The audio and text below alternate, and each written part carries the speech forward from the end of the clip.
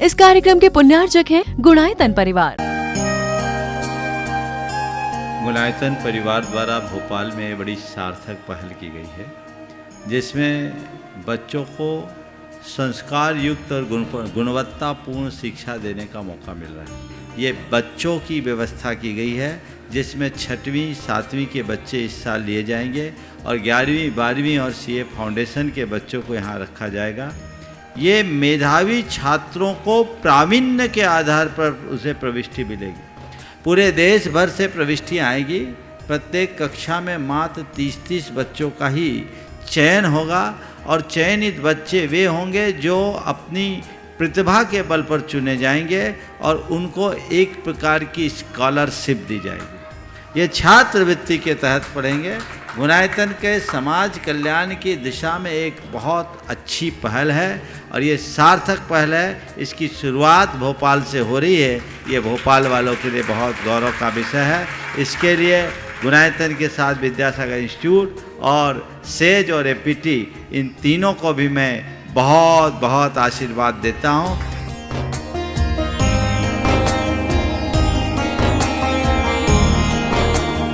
एक आदर्श और व्यवस्थित दिनचर्या का लक्ष्य प्राप्ति में बहुत बड़ा योगदान होता है।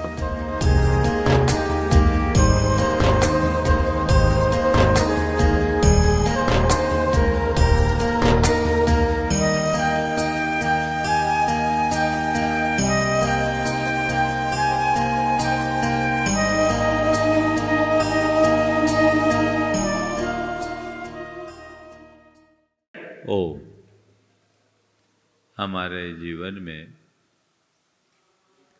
पुण्य पाप की बड़ी भूमिका है और पुण्य और पाप के संदर्भ में अक्सर हम सब चर्चा करते रहते हैं।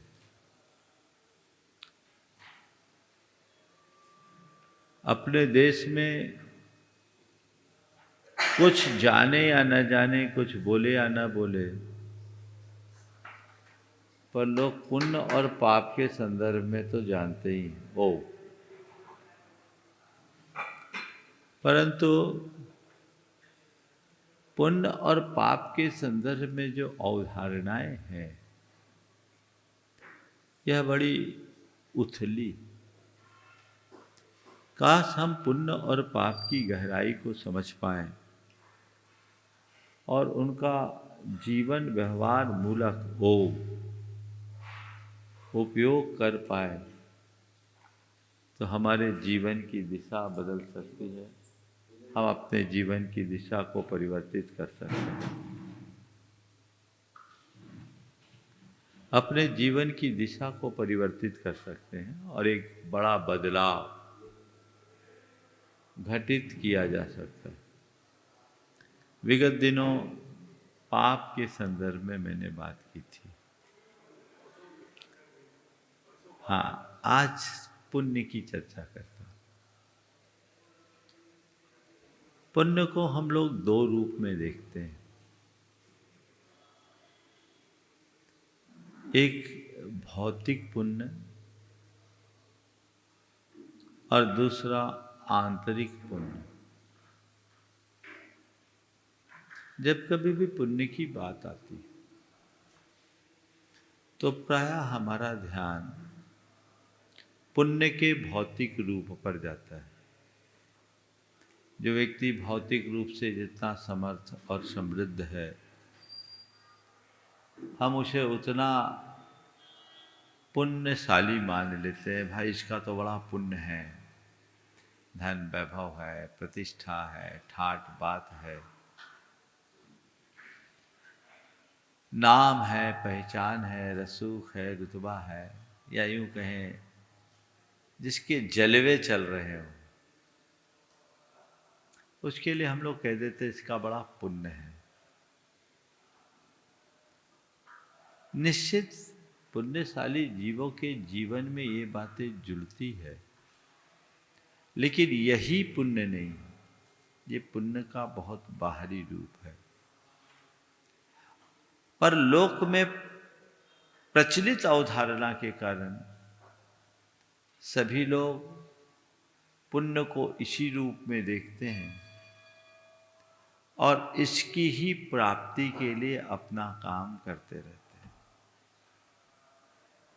आज मैं आपसे पुण्य के संदर्भ में 4 बातें करना चाहूँगा। सबसे पहली बात, पुण्य क्या है? पुण्य की क्रिया क्या है? पुण्य का फल क्या है? और पुण्य का भोग क्या है? पुण्य क्या है? ये जो बाहर की चीजें दिख रही है, ये तो बहुत ऊपर ऊपर की बात है। पुण्य जो हमारी आत्मा को पवित्र करे, पुण्य कोई क्रिया नहीं है, हमारे अंदर की एक भावात्मक परिणति, वह पुण्य है। पुनाति आत्मानं पूयते अनेन इति पुण्यम। जो आत्मा को पवित्र करे वह पुण्य है।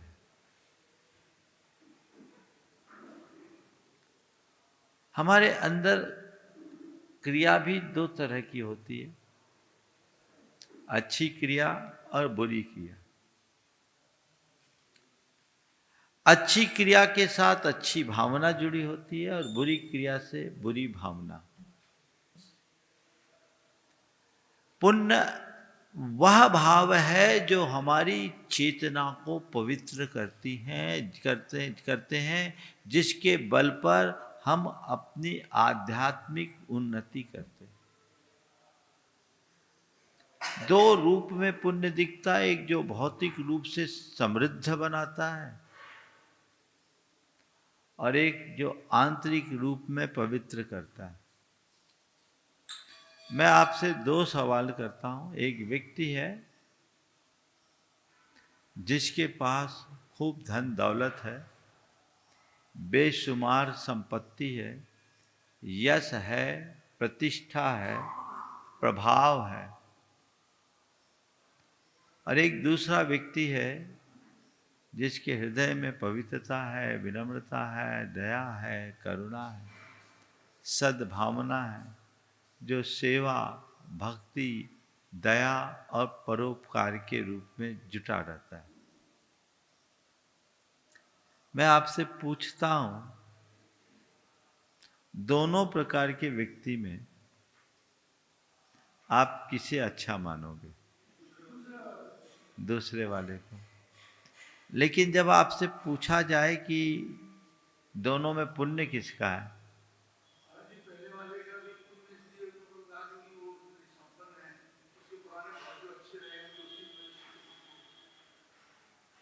हम जब भी कहेंगे तो अरे इसका बड़ा पुण्य है।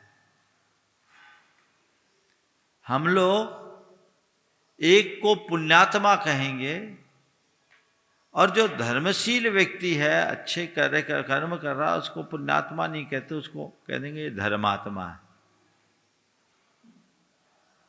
है ना। इसको धर्मात्मा कह रहे, उसको पुण्यात्मा कह रहे, यानी भौतिक पुण्य को ही हम पुण्य मानने का भ्रम पाल रखे हैं। आंतरिक पुण्य की तरफ हमारी दृष्टि नहीं है।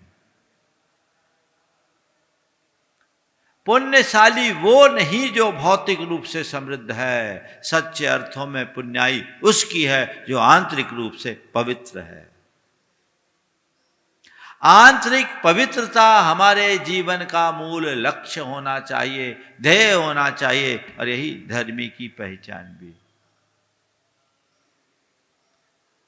आचार्य यति वृषभ ने पुण्य का स्वरूप बताते हुए कहा, मंगल पूद पवित्ता पुण्यम भद्र कल्याण शिवम चौखम। मंगल कहो, पूत कहो, पवित्र कहो, पुण्य कहो, भद्र कहो, कल्याण कहो, शिव कहो, चोखा कहो, सब एक हाथ। तो पुण्य का अर्थ पवित्रता, पुण्य का अर्थ मंगल रूप, जो हमारे पापों का गालन कर दे, जो हमारे अंदर पवित्रता का संचार कर दे, वह पुण्य है। भावात्मक पुण्य की तरफ दृष्टि होनी चाहिए। हम लोग क्रियात्मक पुण्य करते हैं, अच्छी बात, क्रिया करें, लेकिन क्रियात्मक पुण्य से हमारे अंदर पुण्य आया नहीं आया कौन जानता है।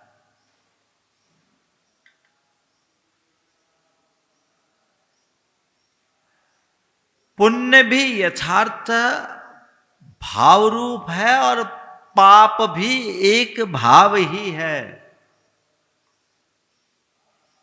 भावों की पवित्रता का नाम पुण्य है और भावों की विकृति का नाम पाप है। भावों की पवित्रता से जीवन में प्रशस्तता आती है और भावों की मलिनता से हमारा जीवन कलंकित होता है।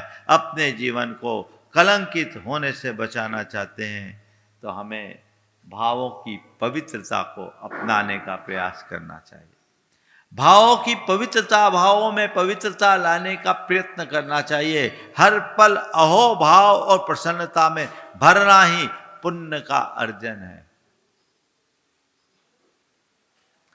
हम लोग धर्म करते हैं, इसलिए करते इससे पुण्य आएगा। अभी सवेरे से आप लोगों ने पूजा की, भक्ति की, और अभी तो दिन भर आप लोग उसी में लगे, ठीक है, पुण्य कर रहे हैं, दिख भी रहा है, पर पुण्य बंध रहा है कि नहीं, इसको कैसे जानेंगे? बोलो। पुण्य कर तो रहे, इसी विश्वास से कर रहे हैं कि पुण्य करने से हमारा जीवन अच्छा बनेगा, यही विश्वास है ना। पुण्य हमारे भावी जीवन को सुखकर बनाएगा, ये भी विश्वास है। पुण्य में कल्याण है, ये भी विश्वास है। इस विश्वास से बंधकर पुण्य तो कर रहे हैं, लेकिन पुण्य बंध रहा है कि नहीं, ये कैसे जानेंगे? पुण्य की क्रिया दिख जाती है, पुण्य कर्म नहीं दिखता। दिखता है क्या? पुण्य का फल परिलक्षित हो जाता है, पुण्य कर्म नहीं दिखता। इसी तरह पाप की क्रिया दिख जाती है, पाप का फल दिख जाता है, पाप का भोग दिख जाता है, लेकिन पाप का बंध नहीं दिखता, पाप कर्म नहीं दिखता। पर अगर कारण नहीं है तो कार्य कैसे होगा? पुण्य पाप नहीं है तो उसका फल कैसे होगा? बिना बीज के फल होगा क्या? संत कहते देखने की कोशिश करो। आपको दिखता है पुण्य कर्म, पुण्य का बंध दिखता है, पाप का बंध दिखता है। एक विश्वास है जिसको हम अपना करके चलते आ रहे हैं। लेकिन मैं एक दृष्टि देना चाहता हूं जिससे पुण्य और पाप कर्म या पुण्य पाप के बंध को आप अच्छे से अनुभव कर सकते हैं, उसका आभास कर सकते हैं। पुण्य का मतलब है पवित्रता। तो मन में पवित्रता का भाव आना ही भाव पुण्य है। समझ लो, जितनी पवित्रता और आंतरिक प्रसन्नता है उतना पुण्य का बंध है। इसके उलट जितनी मलिनता और क्लेश है, समझ लेना उतना ही पाप का बंध है। शास्त्रों में दो शब्द बहुत प्रसिद्ध हैं, विशुद्धि और संक्लेश, है ना। विशुद्धि और संक्लेश, संक्लेश यानी कलुषता। विशुद्धि किसको बोलेंगे? कलुषता किसको बोलेंगे? तो शास्त्र कहते हैं साता आदि पुण्य कर्म के बंध के हेतुभूत परिणाम का नाम विशुद्धि है, और अशाता आदि पाप कर्म के कारणभूत भावों का नाम संक्लेश है। इसका मतलब है कि जहाँ विशुद्धि है वहीं पुण्य का बंध है, और जहाँ क्लेश है वहाँ पाप का बंध है। विशुद्धि का अनुभव में हो रहा है, समझ लेना पुण्य का बंध है, और संक्लेश मन में आ रहा है, समझ लेना पाप का बंध है। पुण्य बांधने के लिए हम तत्परता दिखाते हैं, लेकिन संक्लेश से बचने की कितनी कोशिश, कभी विचार करो। और विशुद्धि और संक्लेश इन सब का दोहरा गणित है। विशुद्धि से पुण्य का बंध भी होता है और पाप नष्ट होता है, और संक्लेश से पाप का बंध होता है और नया हमारा पुण्य छीन होता है। उल्टा हो गया। तो अगर जीवन को ऊंचा उठाना है तो हमें चाहिए कि सतत विशुद्धि मूलक कर्म करे, यही पुण्य है। ठीक है, तो विशुद्धि पुण्य है, संक्लेश पाप है। ये अवधारणा बना लीजिए, मेरी एक क्रिया पुण्य है, अच्छी क्रिया पुण्य है, बुरी क्रिया पाप है, ये उथली बात है। मन की विशुद्धि पुण्य है और मन का क्लेश पाप है। जिनसे विशुद्धि बढ़ती है उनका आलम्बन पुण्य है, जिनसे क्लेश बढ़ता है उनका आलम्बन पाप है। मेरी ये जिम्मेदारी है कि विशुद्धि उत्पन्न करने वाली क्रियाओं का आलम्बन लूं और क्लेश मचाने वाले निमित्तों से अपने आप को दूर रखूं।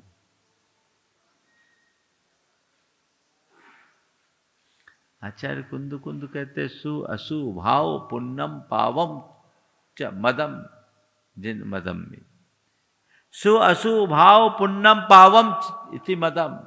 शुभ अशुभ भाव ही पुण्य और पाप रूप है। अंदर के पुण्य पाप को मत देखो, अपने भावगत पुण्य और पाप पर दृष्टि रखनी चाहिए। जब भावगत पुण्य और पाप पर हमारी दृष्टि केंद्रित होती है तो हमारे जीवन की दिशा परिवर्तित हो जाती।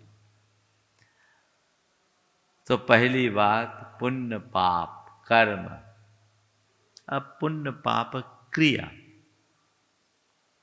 हमारे द्वारा की जाने वाली सभी शुभ क्रियाएं पुण्य कहलाती है, अशुभ क्रिया पाप कहलाती है।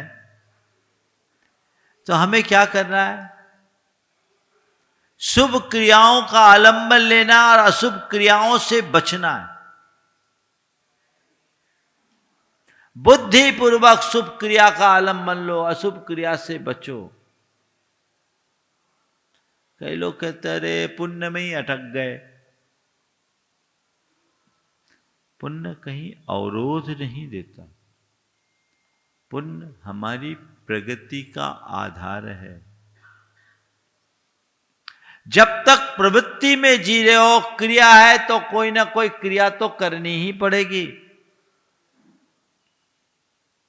तीन स्थिति है, दो मूल स्थिति है, एक क्रिया की, एक निष्क्रियता की, एक प्रवृत्ति की, दूसरी निर्वृत्ति की। निर्वृत्ति तो ध्यानगत अवस्था है, परम समाधि का नाम निर्वृत्ति है, जहां कुछ भी नहीं करना।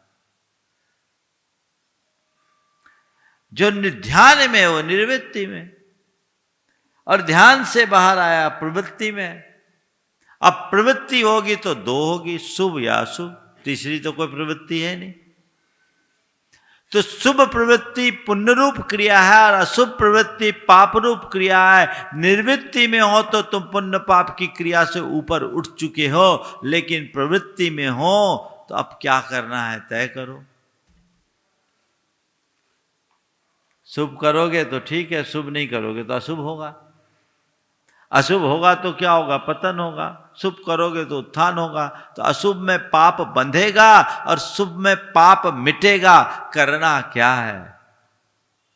इतना ही करना चाहिए। तो जो लोग पुण्यकारी क्रियाओं को, पुण्य प्रदायक क्रियाओं को हे दृष्टि से देखने की बात करते हैं, उन्हें शास्त्र के मर्म को समझना चाहिए। ये क्रियाएं है नहीं है, ये क्रिया तुम्हारा धर्म है। पर जो भी क्रिया करो केवल क्रिया मूढ़ होकर मत करो, भाव प्रवणता के साथ करो। क्योंकि यस्मात् क्रिया प्रतिफलंति न भाव शून्य। भाव शून्य क्रियाएं कभी फलदायी नहीं होती। इसलिए जो भी क्रिया करना है भाव प्रवणता के साथ करे, डूबते हुए करे, आत्म जागरूकता के साथ करे। और जिसके अंदर ऐसी आध्यात्मिक दृष्टि होती है उसकी क्रिया अत्यंत विशुद्ध हो जाती। हमें वो देखना चाहिए। क्रियाएं कर लेते हैं बस एक विश्वास में, वो भी बंधे बंधाए विश्वास में, वो एक प्रकार की आत्ममुग्धता हो जाती। जितने लोग धार्मिक क्रियाएं करते हैं वो धर्मी हो कोई जरूरी नहीं। क्योंकि कई लोग धर्म को एक आवरण की तरह ओढ़े हुए और एक संतुष्टि उनके मन में कि मैंने धर्म कर लिया, यानी मेरा जीवन तर गया। पर अंदर धर्म धरोगे तब तरोगे, धर्म करने से नहीं तरते। धर्म करने की चीज है ही नहीं, धर्म धरने की चीज है। धरती इति धर्म, जो धारण किया जाए वो धर्म है। भीतर धर्म है तो धर्म का फल है, भीतर धर्म नहीं तो केवल ऊपर की क्रिया है। ऊपर की क्रिया से किंचित पुण्य लाभ भले मिल जाए पर भव सागर से पार नहीं उतर सकते। इसलिए जब क्रिया की बात आए तो पुण्य की क्रिया और पाप की क्रिया, दोनों प्रकार की क्रियाओं को ठीक रीति से समझते हुए पाप की क्रियाओं को प्रतिज्ञा पूर्वक त्यागना चाहिए और पुण्य की क्रियाओं का आलंबन लेना चाहिए। आलंबन लो, इसके अलावा मेरे पास रास्ता नहीं है। लेकिन पुण्य की क्रियाओं को करते करते भी मुक्ति नहीं मिलेगी। मुक्ति कब मिलेगी? जब क्रियाओं से ऊपर उठोगे। तो छोड़ दो। कई लोग ऐसा भी उपदेश देते। आचार्य ज्ञान सागर महाराज जब ब्रह्मचारी थे तो एक जगह से दूसरी जगह भ्रमण करते थे। त्यागी तो थे ही वो और निष्पय ही थे। उनका हरियाणा के इलाके में बड़ा प्रभाव था। हांसी, हिसार आदि इलाके में वो जाते आते थे, रहते थे, रेवाड़ी। तो उनके उपदेशों से बहुत सारे लोग व्रती हो गए थे। उनकी जिह्वा में सरस्वती का वास था, बहुत अच्छा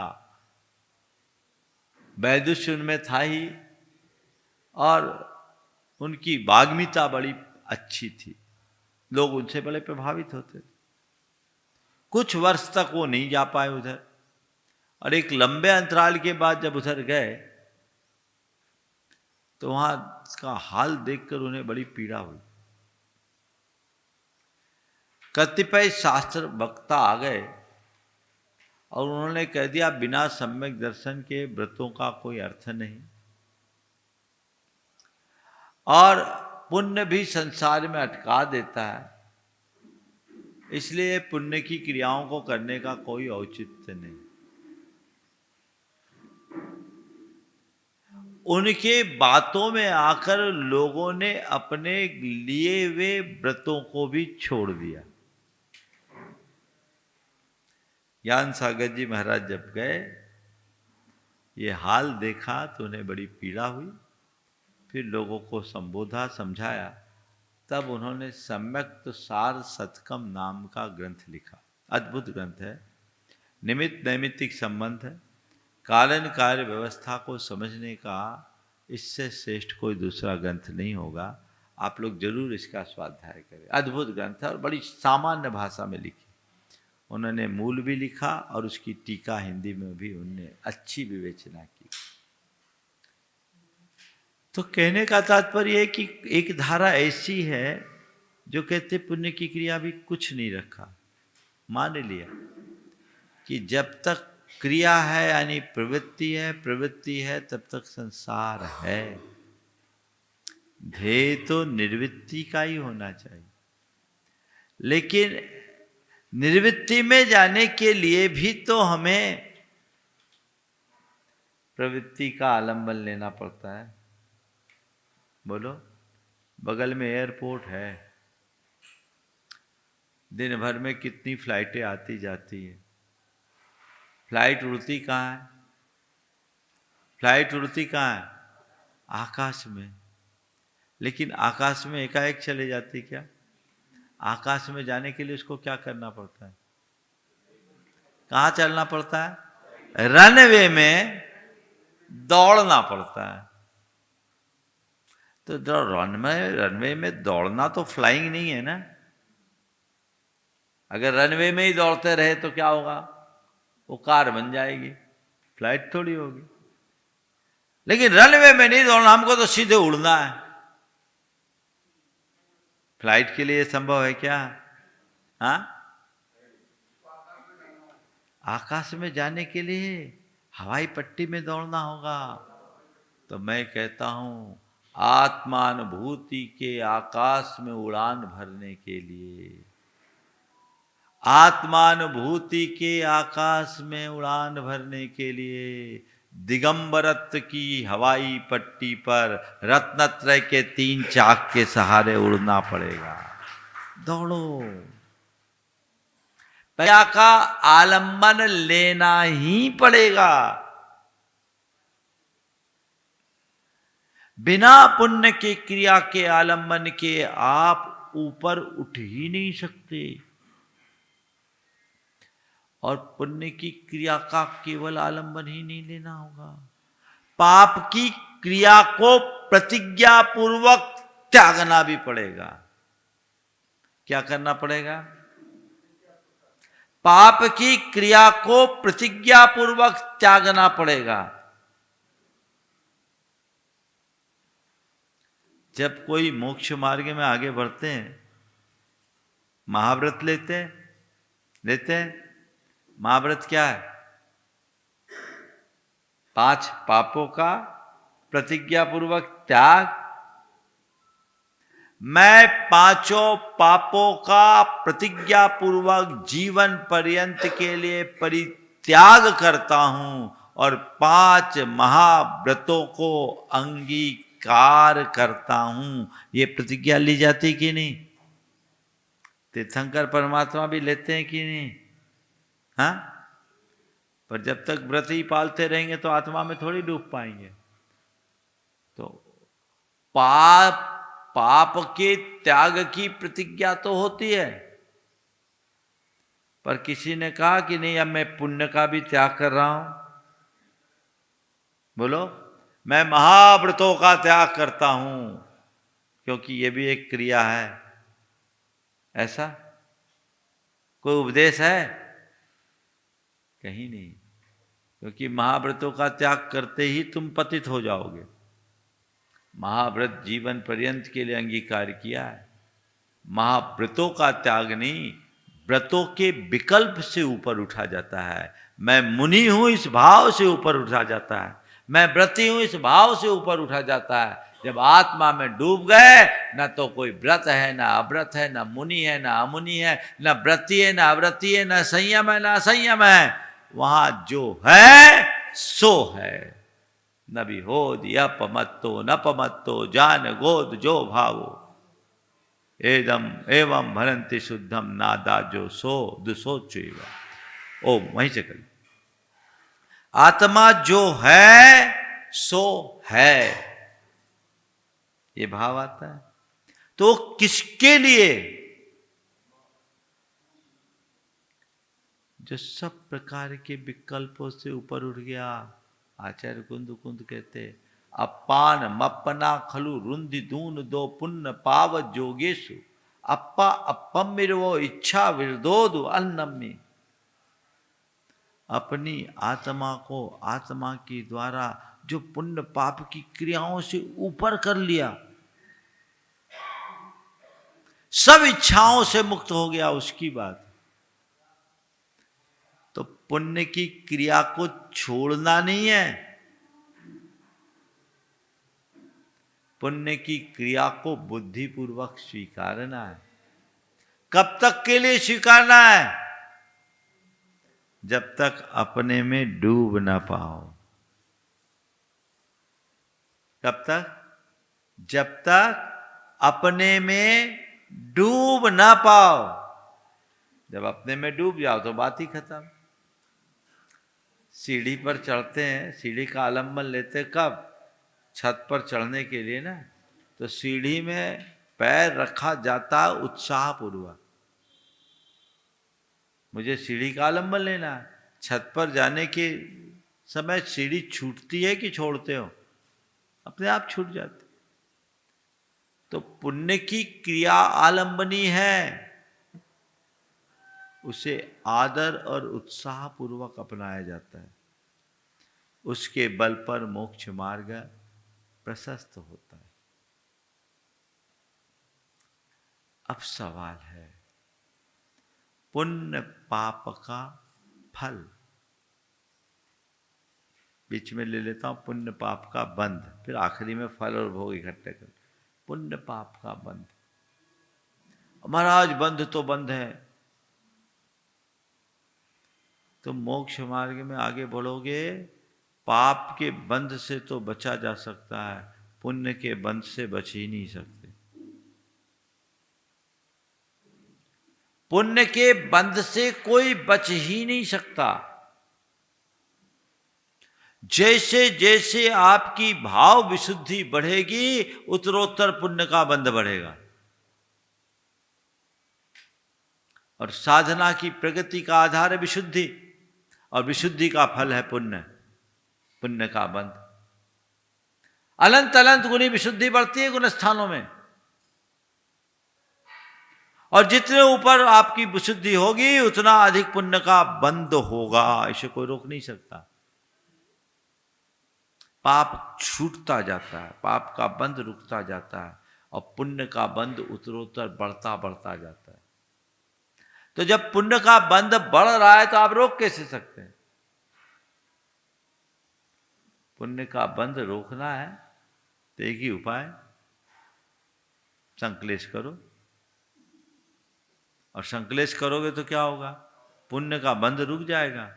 फिर क्या होगा? दूसरा बंध शुरू हो जाएगा। वो क्या है? पाप का बंध। बिना पुण्य के बंध के आज तक किसी को मुक्ति नहीं मिली। साता वेदनी यश कीर्ति और उच्च गोत्र नाम कर्म प्रकृतियों का जब तक प्रबल बंध नहीं होता तब तक केवल ज्ञान नहीं होता। इसलिए कहते हैं पुण्य फला अरिहंता। किसने कहा? आचार्य कुंद कुंद ने कहा कि पुण्य का फल अरहंतपना है। तो उस तरफ अपनी दृष्टि होनी चाहिए। तो पुण्य पाप इसे हम समझें तो पुण्य भावात्मक पुण्य की तरफ ध्यान रखें। पुण्य की क्रिया को भूमिका अनुरूप आलंबनी माने, लेकिन भावपूर्वक क्रिया करें। पुण्य का बंध उसका फल है जिससे हम बच नहीं सकते, हमारी क्रियाओं का फल है। लेकिन किससे बचे? पुण्य के भोग से बचे। किससे बचे? पुण्य को भोगने से बचो। पुण्य के फल को त्यागो। पुण्य को भोगना पाप है और पुण्य को त्यागना धर्म है। पुण्य यानी पुण्य का फल। क्यों? पुण्य को भोगोगे तो क्या होगा? भोग विलास, मौज मस्ती, यही ना पुण्य का फल है। इससे क्या होगा? पाप ही होगा। पाप होगा ना। और पुण्य के फल का त्याग, संयम। तब हमारे तीर्थंकरों ने क्या किया? संन्यास लिया। संन्यास में क्या किया? घर परिवार सत्ता साम्राज्य सबको त्यागा। वो क्या थे? पुण्य का फल था, उसको त्यागा। त्याग में धर्म है और भोग में पाप, ये बात मानस में आना चाहिए। पुण्य की वजह से अच्छा शरीर मिला, संपत्ति मिली, बुद्धि मिली, परिवार मिला, संसाधन मिले, और आपने इनका उपयोग क्या किया? इसको भोगने में लगा दिया। राग रंग में उलझ गए, सुरा सुंदरी में खपा दिया। ये सब क्या है? पाप। पुण्य को जितना भोगोगे उतना पाप। उसकी जगह पुण्य से मिला, हमने त्याग में लगाया, हमने संयम में लगाया, हमने तप में लगाया, हमने दान में लगाया, हमने सेवा में लगाया, हमने परोपकार में लगाया। तो क्या किया? भोगा कि त्यागा? पुण्य से तुमने वैभव पाया, उसको भोग में लगाया, और पुण्य से वैभव पाया, उसको दान में लगाया। पुण्य से अच्छा शरीर पाया, उसको सौष्ठव बढ़ाने में, भोगों में लगाया, और पुण्य से पाए शरीर को संयम में लगा दिया। गुणायतन परिवार द्वारा भोपाल में बड़ी सार्थक पहल की गई है, जिसमें बच्चों को संस्कार युक्त और गुणवत्तापूर्ण शिक्षा देने का मौका मिल रहा है। ये बच्चों की व्यवस्था की गई है, जिसमें 6वीं 7वीं के बच्चे इस साल लिए जाएंगे, और 11वीं 12वीं और सीए फाउंडेशन के बच्चों को यहाँ रखा जाएगा। ये मेधावी छात्रों को प्रावीण्य के आधार पर उसे प्रविष्टि मिलेगी। पूरे देश भर से प्रविष्टियाँ आएगी। प्रत्येक कक्षा में मात्र 30-30 बच्चों का ही चयन होगा, और चयनित बच्चे वे होंगे जो अपनी प्रतिभा के बल पर चुने जाएंगे, और उनको एक प्रकार की स्कॉलरशिप दी जाएगी। ये छात्रवृत्ति के तहत पढ़ेंगे। गुणायतन के समाज कल्याण की दिशा में एक बहुत अच्छी पहल है, और ये सार्थक पहल है। इसकी शुरुआत भोपाल से हो रही है। ये भोपाल वालों के लिए बहुत गौरव का विषय है। इसके लिए गुणायतन के साथ विद्यासागर इंस्टीट्यूट और सेज और एपीटी, इन तीनों को भी मैं बहुत बहुत आशीर्वाद देता हूँ।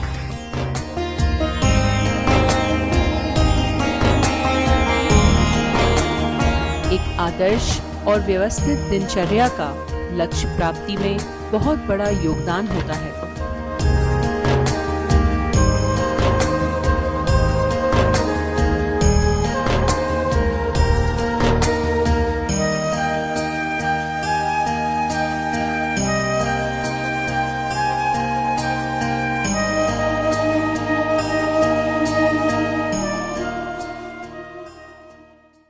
इस कार्यक्रम के पुण्यार्जक थे गुणायतन परिवार।